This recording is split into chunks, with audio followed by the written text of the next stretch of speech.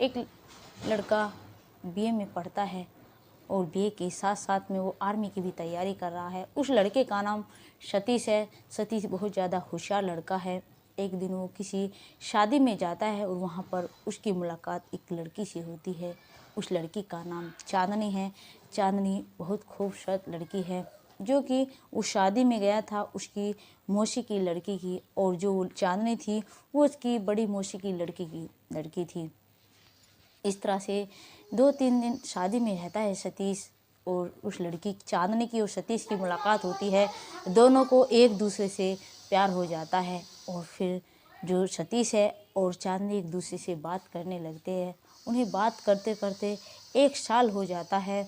उधर जो चांदनी के माता पिता है वो चांदनी के लिए लड़का देखना शुरू कर देते हैं। चांदनी सतीश को बताती है कि मेरे पापा जी मेरे लिए आज लड़का देखकर आए हैं और वो मेरी शादी करना चाहते हैं।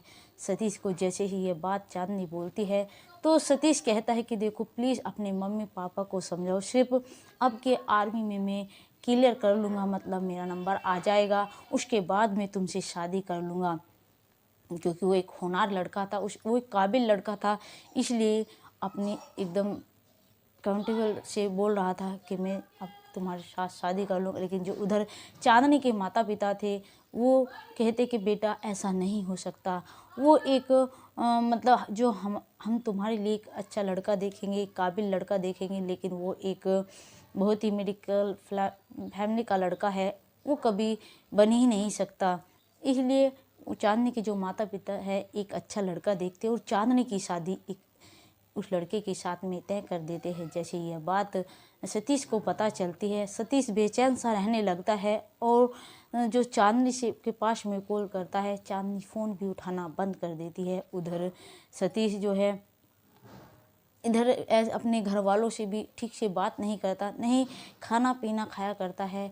इधर सतीश अपने निकल जाता है घर से और शाम को वापस लौटता है, तब कि वो आर्मी की भी तैयारी कर रहा था और अपने माता पिता से कहता था कि अब की बार मैं आर्मी में निकल जाऊंगा। और उन्हें भी बहुत ज़्यादा मतलब यकीन था अपने बेटे पर। लेकिन जैसे ही चांदनी की शादी का कार्ड उनके घर पर पहुंचता है और सतीश को इस बात का पता लगता है, सतीश की तो जैसे शरीर में से दम ही निकल गया, मतलब आत्मा ही निकल गई। वो तो ऐसे रहने लगता है जैसे उसका इस दुनिया में अब कुछ भी नहीं रहा। लेकिन जैसे जैसे शादी के दिन नज़दीक आने लगते हैं और सतीश के माता पिता को या फिर उसके भाई को बहन को इस बात की भनक भी नहीं थी कि सतीश जो है चांदनी से प्यार करता है और चांदनी से शादी करना चाहता है। वे सब तो अच्छे से तैयार होकर जाते हैं चांदनी की शादी में 23 दिसंबर को।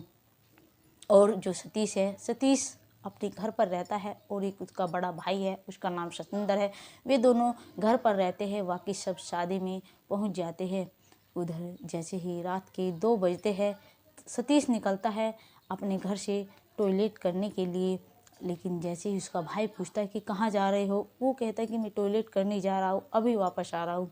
तो सतेंद्र वापस से सो जाता है। लेकिन थोड़ी देर बाद में जैसे उसके भाई की आँख खुलती है सतेंद्र की और देखता है कि सतीश तो अब तक नहीं आया है।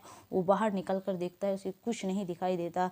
एकदम से सतेंद्र अपनी बहन के पास में फ़ोन करता है और कहता है कि सतीश टॉयलेट करने के लिए 2 बजे गया था और अब 3 बज चुके हैं, लेकिन मैंने सारे को देख लिया है, अब तक नहीं मिला है। इधर जैसे उसकी बहन ये बात सुनती है सोचती है होगा यहीं कहीं, और वो शादी में एंजॉय करने लगती है, मतलब दिमाग से उसकी बात यह निकल ही जाती है।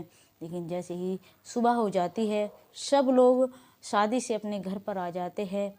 जो उसके पिता है सतीश का, वो देखता है कि मतलब सतीश नहीं दिखाई दे रहा है। सतेंद्र से कहता है, सतेंद्र कहता है कि पापा मैंने तो दीदी के पास में रात को कॉल किया था कि जो सतीश है रात 2 बजे से गायब है, अब तक घर नहीं आया है। और एकदम उसके पापा के पैरों तले से ज़मीन खिसक जाती, कहते ऐसा कैसे हो सकता है।